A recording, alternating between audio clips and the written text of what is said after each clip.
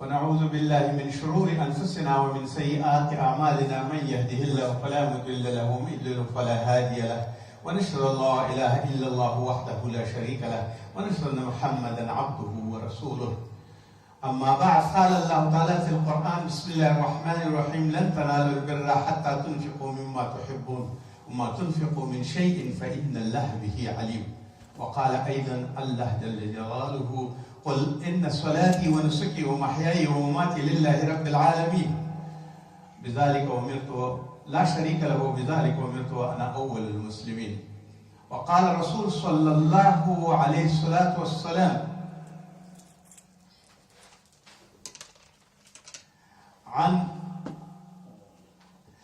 عن أبي أيوب الأنصاري رضي الله عنه أنه حدثه أن رسول الله صلى الله عليه وسلم قال: من صام رمضان ثم أتبعه 6 من شوال كان كصيام الدهر. رواه المسلم.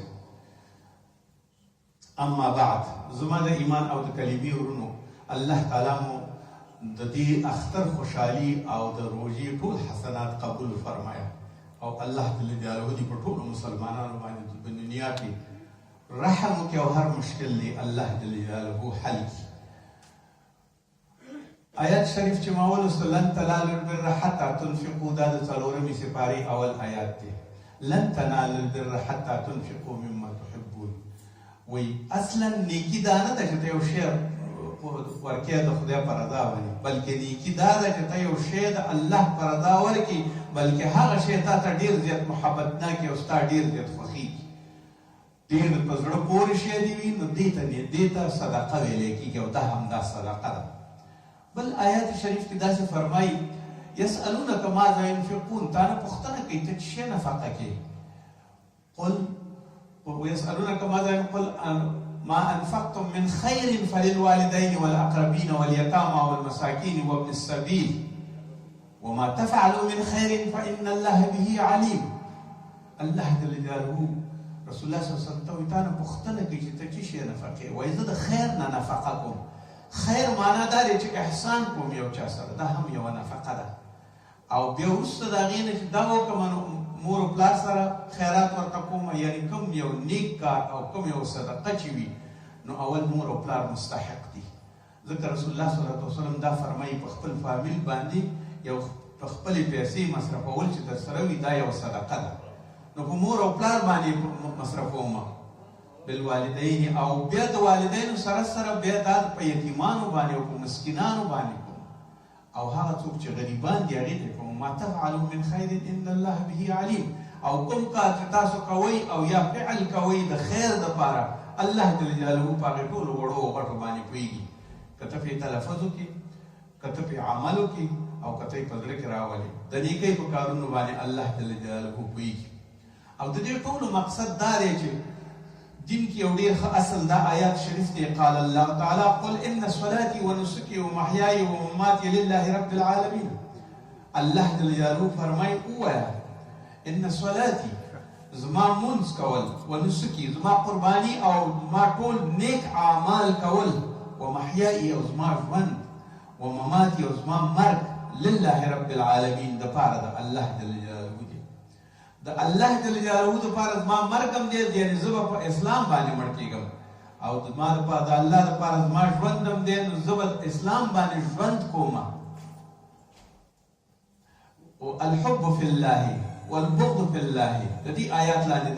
دا لیکي: الحب في الله والبغض في الله ومن أعطى لله ومن منع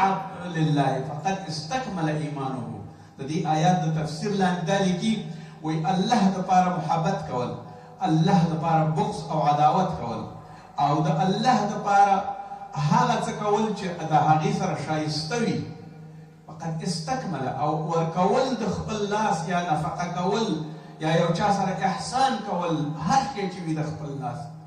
هغه ورکول هغې ته، دا ټول هغه شیان دي چې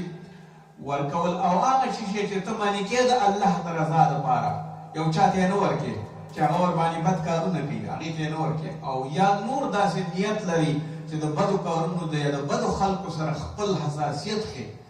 د دې ټولو دپاره فقد استکمل ایمانه، دې پوره که خپل ایمان، یعنی ایمان کمال ته ورسېده. او د ایمان کمال دې ته وایي چې یو مؤمن یا مسلمان پوره مسلمان شي او د الله تعالی د رضا لپاره هر کار کولی شي. نو مرګ، ژوند، عبادات، هر څه، مالی عبادات، قولی عبادات، هغه عبادات چې پټ وي او ښکاره وي، هغه عبادات چې په خپو باندې وي، هغه عبادات چې په لاسونو باندې وي، هغه عبادات چې په مغز کې وي، هغه عبادات چې په زړه کې وي، ټول د الله سره رابطه لري. اوس د الله سره هر یو رابطه کول د دې ته دا وایي چې یا الله زما هر څه ستا لپاره دي، نو ځان سپارل دي الله ته، او د الله په ځان باندې د الله قانون منل هغه یو بهترین شی دی. کوم یو حدیث شریف چې ما ورسته رسول الله صلی الله علیه وسلم داسې فرمایي، ایوب انصاري رضی الله عنه روایت کوي، دا د مسلم حدیث دی، وایي که څوک روژه ونیسي نو شپږ ورځې د اختر، نو د دې روژه نیسي لکه الدهر، او دا ما مخکې وویل چې هر یو حسنات په لسو باندې تبدیلیږي، او چې سړی 12 میاشتې ونیسي، 12 میاشتې روژه ونیسي نو هغه 300 ورځې کېږي، او که دا شپږ ورځې ونیسي نو په 80 ورځې شوي، نو ټول کال د روژه ونیول. نو دلته ځکه رسول الله صلی الله علیه وسلم وایي چې ثم اتبعه، او که بیا تابع شي د دې چې شپږ ورځې روژه ونیسي د شوال، کان کصیام الدهر، لکه ټول عمر چې روژه نیولي. رواه مسلم. او د دې مسلسل اوس دلته دوه خبرې دي. امام صاحب شافعي وایي د دې مسلسل نیول پکار دي، افضل دا خبره ده چې دا روژه افضله ده. او امام صاحب ابو حنیفه وایي نه، باید د شوال په میاشت کې متفرقې ورځې ونیسي. ولې؟ ټوله میاشت دربر نیسي، ستا ټوله میاشت په روژه کې حسابېږي هره ورځ.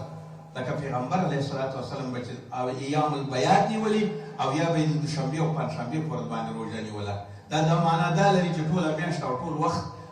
په یا ټوله هفته په روژه کې حسابېږي. دلته هم همداسې ده چې کله سړی روژه نیسي نو که دوشنبه او پنجشنبه روژه کې هم به هغه سنت ثواب واخلي، او هم به د شوال شپږ ورځې پوره کړي. دا یو بهتر کار دی. نو اوس د روژې او د دې دواړو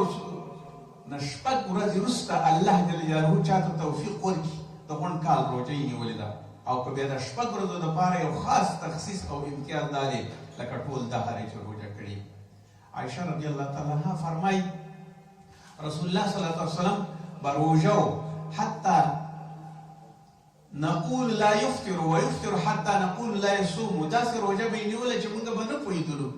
چې آیا دا روژه افطار کوي او که نه همیش روژه دی. او ځینې وخت به یې داسې افطار کوو چې یعنې هر ورځ به یې افطار کوو، هر ورځ به یې خوړله، موږ به نه پوهېدلو چې دا ټوله ورځ کله روژه یې نیولې او که نه یې ده نیولې. یعنې مطلب د دې دا دی چې روژه هم نیول پکار دي او نه روژه نیول هم، دواړه یو شی دي. معنا یې دا ده چې یو شي ته ځان سپارل او هماغه یو شی په مخ باندې بول نه دي، بلکې مختلفو طریقو باندې به کار کوي.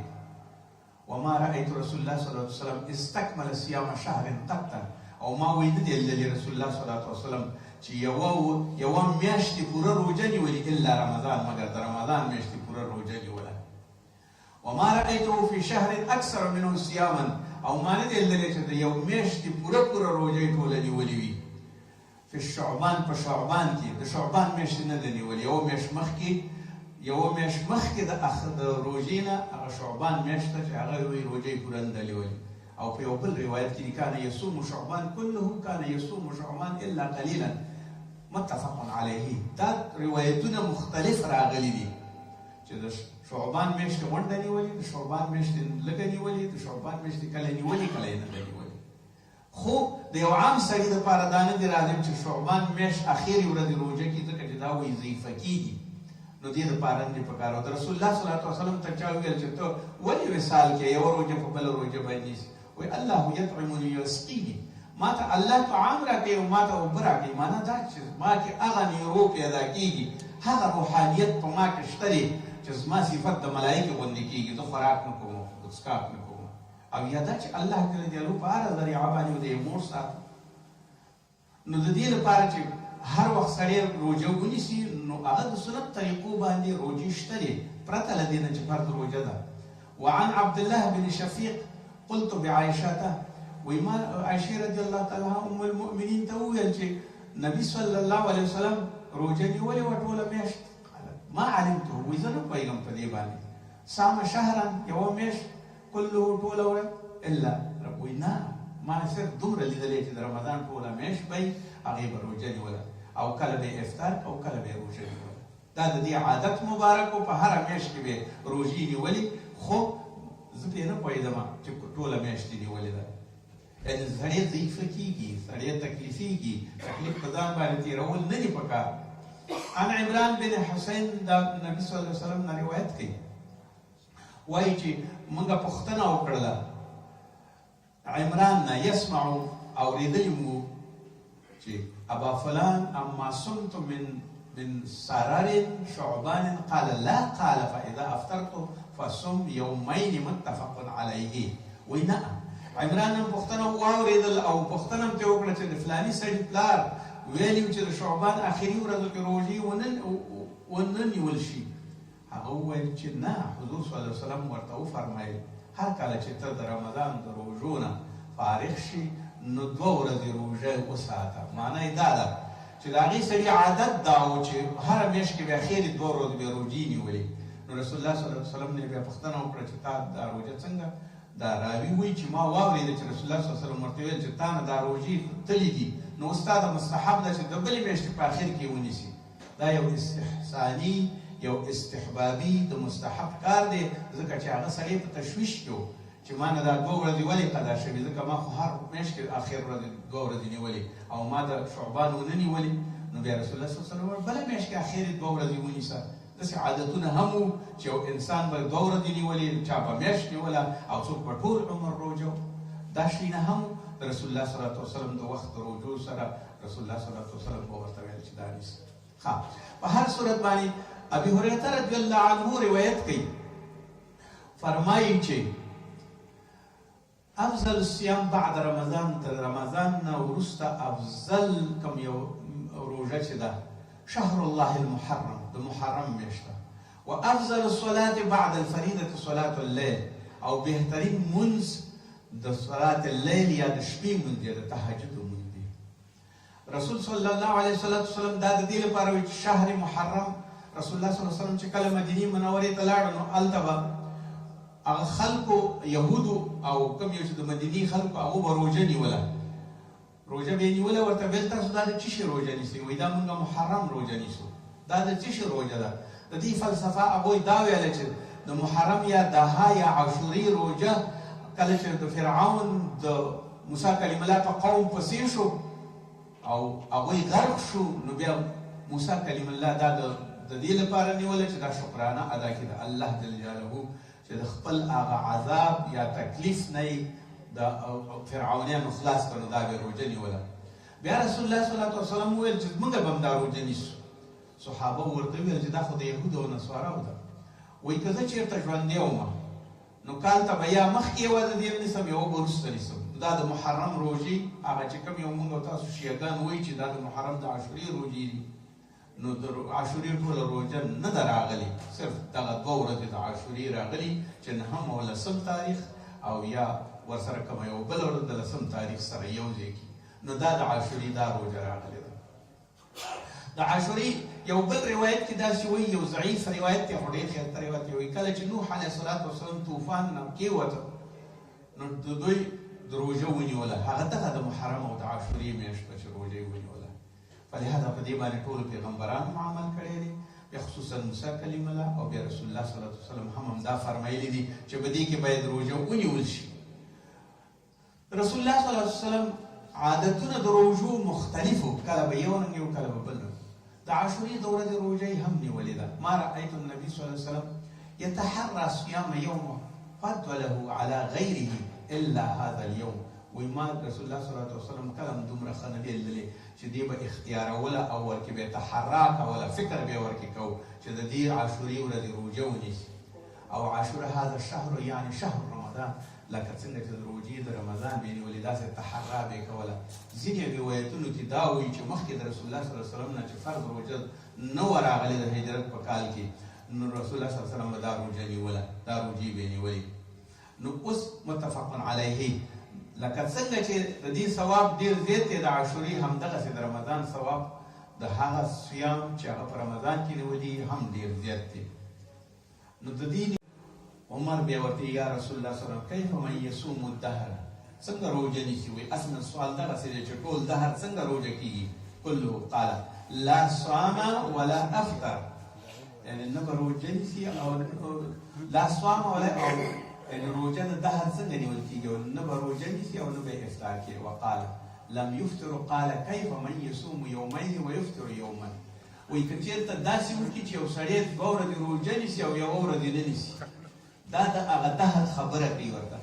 بیا وویل ورته عمر رضی الله عنه ويطيق ذلك احدا قال كيف من يصوم يوما ويفطر يوما، هغه سړی څنګه دی چې 1 ورځ روزه نیسي 1 ورځ نه نیسي 1 ورځ افطار کوي؟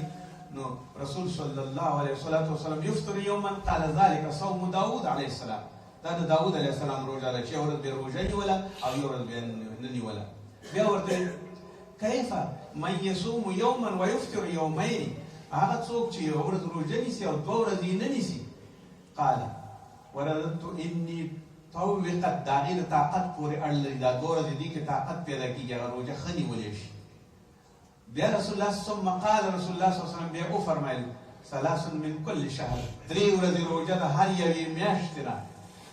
كل شهر رمضان الى رمضان یو، فهذا صيام الدهر كله، هر میاشتې نه 3 ورځې روزه او د رمضان روزه، دا داسې دی لکه ټوله دهر یعنې ټوله زمانه د روزه کړي. یوم عرفه او ورځ د عرفې روزه، احتسب على الله ان يكفر السنه التي قبلها وسنه التي بعده، زه د الله نه دا امید لرم چې د عربي روزه به د 1 کال مخکینی ګناهونه عفوي او 1 کال وروستیو ګناهونه به عفوي، زه د الله نه دا تمه لرم. وصيام يوم عاشوراء احتسب على الله ان يكفر السنه التي قبله، او د الله نه دا امید لرم چې د عاشوري روزه به د 1 کال لپاره روزې نیولې. قتاده رضی الله عنه سوال کوي عن صوم الاثنين، ولدت دوشنبه پر روزه کېږي رسول الله صلی الله علیه وسلم، فقال فيه ولدت، په دې ورځ باندې زه پیدا شویم، وانزل علی رواه مسلم، او ما باندې په دې ورځ باندې قرآن، په دې شپه باندې قرآن راغلی دی، د دې په شپه باندې یعنی قرآن عظیم شان ماته د دوشنبې په ورځ باندې راغلی چې زه په غار حرا کې روزه وم او هلته ماته راغلی. د دوشنبې په ورځ پیدا شویم او دوشنبې په ورځ ماته قرآن راغلی، او دا هغه عظیم شان نعمت دی چې زه د هغې په بدل کې روزې نیسم. یو صحابي وایي چې عایشې صدیقې ام المؤمنین نه پوښتنه وکړه کان رسول الله صلی الله علیه وسلم یصوم من کل شهر 3 ایام، ایا رسول الله صلی الله علیه وسلم 3 ورځې روزه نیوله د هر میاشتې میاشتې؟ قالت نعم، هو نیولی. فقلت لها من ای ایام، کم میاشتې دي، کمې ورځې نیولې؟ الشهر کان یصوم، قالت لم یکن یبالي من ای یوم شهر، وی بیا د دې سره کوم تکلیف نه و چې هر ورځ به روزه کړه، خو بهتره خبره دا ده چې رسول الله صلی الله علیه وسلم ایام البیاض روایتونه وایي 14 14 15 دی نیوله، وی دا 3 ورځې دا ایام البیاض د ټولې میاشتې لپاره کفایت کوي، او بیا دوشنبه او پنجشنبه به روزه نیوله. ولې دوشنبه او پنجشنبه؟ ځکه وایي په دې کې ملایکې تبدیلیږي او کوم تقدیرات او کوم اعمال چې دی خیږي اسمان ته او کوم اعمال لاندې ځمکې ته راځي، نو هغې کې به زما نوم داسې لیکلی وي چې زه روژهدار یم. نو د دې عملونو دپاره د رسول الله صلی الله علیه وسلم دا هو څو ورځې به روژه نه نیسئ په کال کې، حرامه ده چې ونیسئ. د رسول الله صلی الله علیه وسلم علیه وسلم من صوم یوم الفطر والنحر، د وړوکي اختر په ورځ 1 ورځ او ورځ د نحر یا ایام تشریق باندې بدمردن شي. یوم النحر یا ذبیحه او ایام التشریق چې کله سړی د حج نه راځي او قرباني وکړي دې ته ایام تشریق هم وایي او یوم نحر هم ورته وایي. نو دا ورځې به روژه به نه نیسي. دا د ذوالحجې په 10 باندې اختر دی، 11 12 13 چې کوم یو حاجیان وي هغه جمري ونیسي، دا به نه نیسي، بلکې په کال کې به 15 ورځې روژه حرامه ده، دا په نظر کې به هم دا نه نیسي. په زهار کې کله چې د ښځې سره زهار وشي هغې کې به هم نه نیسي، او د قسم دپاره به هم په دې کې نه نیسي، او د نورو جریمو دپاره د کفارې دپاره به هم نه نیسي. داسې وخت کې به نیسي چې دا ورځې پکې نه وي، یوم النحر پکې نه وي، یا یوم ایام تشریق پکې نه وي، او یا پکې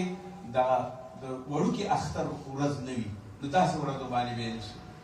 نو رسول الله صلی الله علیه وسلم د دې حکم فرمایلی دی هېڅوک نشي کولی چې د ایام تشریق روژه ونیسي د 11 12 14 او د اختر د وړوکي اختر و. ربنا آتنا فی الدنیا حسنه وفي الاخرة حسنه وقنا عذاب النار. دا صفا شي او پاکه شي او جوړه شي بیا معده ښه چلیږي. د هغه صفت نه وځي چې یو ډېر مردار ډنډ دی او دا د دې ټولو خلکو دپاره لازم ده چې روژه باید ونیسي. څومره چې روژه نیسي عمر یې صحت ښه دی. یو دغه ما درته یو دغه عزم وګوره چې د روژې دپاره یې موږ تاسو کوو او دغه عزم او متانت او د ایمان یوه ټوټه په دې زړه کې ساتل د دې نه اوچت مورال او اوچت روحیات نشته دی لکه څومره چې د مسلمان دي. مسلمان په دې ټولو باندې الله جل جلاله غالب کړی دی. بې تشویشه یې نیسي ښه یې نیسي. څومره چې د انسان ایمان کامل وي په هماغه اندازه باندې د روژې لمونځو ته ډېر زیات خوشحاله وي خصوصا دغې روژو ته. اوس تاسو وګورئ په یوه روژه کې ستاسو څومره ټیم ضایع کېده. د خوراک کې څو وارې خوراک کوو 3 ځلې څومره ټیم هم ضایع کېده. هغه ټیم تاسو ته طالب العلم ته عالم ته استاد ته ډاکټر ته انجینر ته هغه ټیم ملاو شو ورکړ شو ورته فارغ شو د دې نه چې خوراک خوري. تاسو څومره زیات خواري کول او څومره وخت هم په دې مصرفوئ چې ځان ته یو طعام برابر کړئ. هغه ټول ستاسو بچت شو. تاسو ټوله ورځ په ګېډه باندې او ماښام ستاسو اشتې ښه برابره ده او صفا ورغله او همدغې دپاره تراویح هم راغلي. یو حکمت طبي دا دی چې کله سپورت وکړې نو سپورت اندازه هم تراویح شو او هم سپورت شو ستا ټول هر څه هضموي. نو الله جل جلاله ورته دا رالیږلي کې اضافت وکړې په خوراک کې نو بیا تراویح وکړه 20 رکاته چې ښکته پورته شي سره د مانځه او د تهجدو نو هېڅ شی به دې په کلمو کې نه وي پاتې او ټولې به صفا ستره به وي او معده به دې بیا صفا کېږي. دا هغه حکمتونه دي چې ساینس هم تثبیت کړي دي او د اسلامي علما پې هم دا خبره کوي چې دا روژه وي. نبی صلی الله علیه وسلم د قتاده رضی الله عنه روایت کې او فرمایي آتا النبي صلی الله علیه وسلم راغی نبی صلی الله علیه وسلم فقال وی کیف تصوم فغضب. یو چا ورته ویل څنګه روژه نیسي. دا د رسول الله صلی الله علیه وسلم د مناسب خبره نه وه چې ورته یې ویل چې څنګه ته روژه نیسي یعنې نفلي روژه